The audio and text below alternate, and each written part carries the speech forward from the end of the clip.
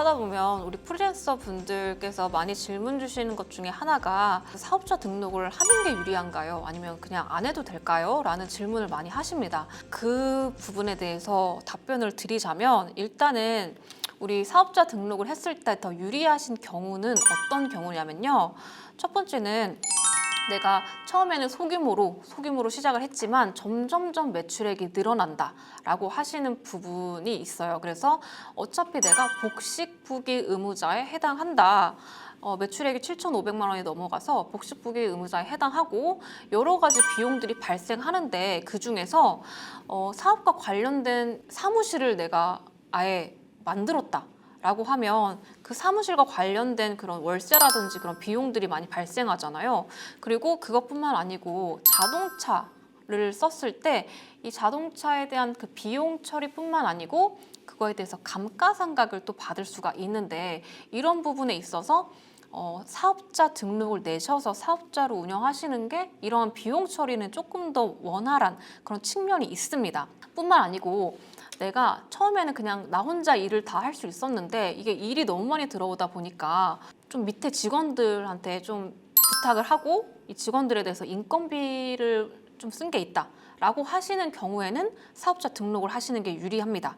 그래서 사업자 등록을 하셔서 인건비를 비용 처리를 하시는 게 세금에 있어서 더 절세를 하실 수 있기 때문에 어쨌든 결과적으로 우리 프리랜서가 사업자 등록을 하시는 경우에는 어떤 장점이 있는지 첫 번째는 이 부가가치세에 대해서 매입세 공제를 받으실 수가 있다. 우리 지금까지 3.4%는 부가가치세에 대해서 전혀 신고를 따로 하지 않으셨어요.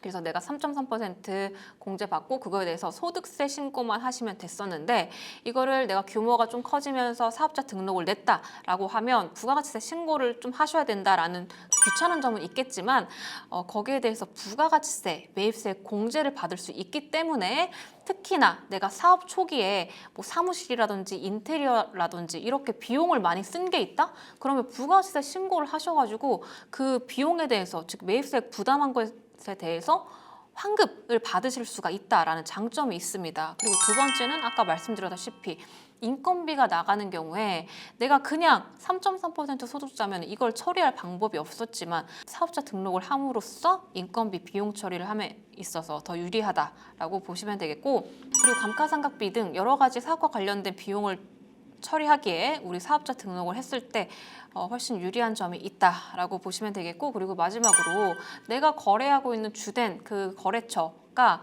사업자인 경우에는 가끔 가다가 세금 계산서 끊어주세요 라고 하는 경우도 있을 수가 있어요. 그래서 나와 주된 그 거래 상대방이 이렇게 사업자에 대해서 세금 계산서 요청했을 때 저는 세금계산서 요청 못하는데요 라고 하는 것보다는 네, 세금계산서 발급해드릴게요 라고 하는 그런 것들로 통해서 원활한 거래를 할 수가 있다라는 장점이 있습니다. 자, 그래서 이렇게 사업자 등록을 하셨을 때 장점 중에 하나가 인건비를 비용 처리할 수 있다라고 말씀을 드렸죠. 그럼 인건비에 대해서 자주 묻는 질문, 자, 노무에 대한 대가 또는 노무와 관련돼서 지급되는 일체 경비를 우린 인건비라고 하죠. 그래서 내가 원래는 다 프리랜서로 내가 다 일을 하고 있는데 일이 너무 많아가지고 아는 사람한테 좀 일 좀 해달라고 부탁을 하고 얼마를 줬다라고 하는 것도 당연히 인건비로서 처리가 되는 것이고요. 뭐 어떤 명칭이건 그런 상관없이 내가 그 노무에 대해서 대가를 지급하면 인건비로서 비용 처리를 할 수 있다라는 건데 대신에 요건이 있다라는 거죠. 비용 처리를 받기 위해서는 반드시 뭘 해야 된다? 인건비 신고를 해야 된다. 인건비 신고라는 거는 우리 원천세 신고다라고도 표현을 하는데요. 내가 인건비를 예를 들어서 10월 달에 지급했다라고 하면 그 지급일의 다음 달 10일까지, 즉 11월 10일까지 인건비 신고를 하셔야만 해당하는 인건비에 대해서 뭘 받을 수 있다? 비용 처리를 받을 수 있다라는 거죠. 그래서 인건비에 대해서 신고를 했을 때는 필요 경비로 인정된다. 즉 비용 처리 가능하다라는 거고 그만큼 뭐가 감소한다? 내가 부담할 소득세가 감소한다라고 보시면 되겠고 만약에 신고를 하지 않았다. 인건비 신고를 안 했다라고 하면 내가 비용을 지급했는데도 불구하고 그것에 대해서 필요 경비로 인정받지 못하니까 그만큼 소득세가 증가하겠죠.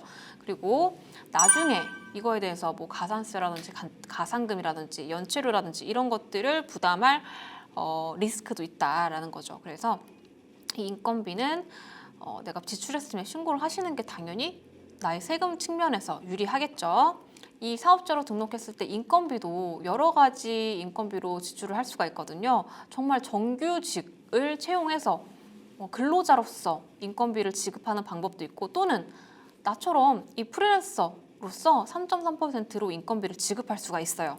그래서 내가 만약에 정규 직원을 채용하고 싶다라고 하면 이 비과세 근로소득을 이용하시는 게 좋을 것 같아요. 그래서 내가 1년간 이 직원한테 총급여 5,500만 원을 지급하기로 했다라고 하면 이 5,500만 원도 여러 가지 그 비과세를 통해서 이 해당하는 근로자의 소득을 낮춰주는 게 조금 더 좋겠죠. 이 직원에 대해서 자가운전 보조금이 생긴다라고 하면 그 부분에 대해서 월 한도 20만 원, 그리고 식사대로서 월 한도 10만 원 등등 이런 비과세 한도를 적용하시면 이 해당하는 그 직원의 그 절세 효과가 있다라는 점 보시면 되겠고요.